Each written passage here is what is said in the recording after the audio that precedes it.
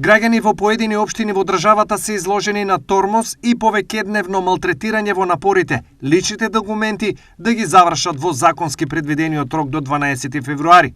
Дали сето ова на нив мораше да им се случува, беше запрашан денес премиерот Димитар Ковачевски. Она што владата може да направи е да го олесни тој процес. Вие да најдете дека Министерство за внатрешни работи отвори поголем број на пунктови, определи поголем број на вработени кои што ќе работат. Очигледно дека тоа ќе треба да се зголеми уште повеќе, па и еве претседателот Пендаровски што има предлог, да видиме дали можат да бидат направени тие законски измени, бидејќи да направите законски измени без согласност на сите кои што се потпишани, а се работи за меѓународни документи, не би било така едноставно и прашање е колку би било примеливо, но еве сега сепак ќе пробаме се. Вчера претседателот Стево Пендаровски достави предлог рокот за промена на документите да се пролонгира. Дали е можно тоа да се случи? Прво ќе се консултирам со двајца министри со кои што разговарал претседателот. Сите предлози за мене се добри, кои што можат да унапредат нешто.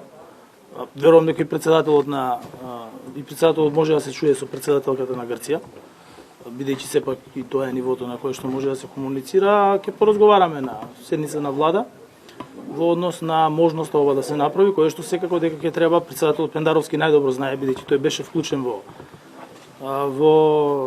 подготовката на Преспанскиот договор, при зачленувањето во НАТО, беше координатор за НАТО, колку што се сеќавам. Така да, веројатно, има повеќе детали како би тоа можело да се реши на меѓународно ниво со Грција и зошто да не. Оваа изјава на премиерот Ковачевски на изглед дава надежно, во суштина и во пракса пролонгирањето е невозможно со оглед на тоа дека во случајов не се прашува само македонската влада и парламент, туку сите потписници на Преспанскиот договор. Од тука, речи си е сигурно дека 12 февруари ќе остане последниот датум до кој документите ќе треба да се променат со Северна.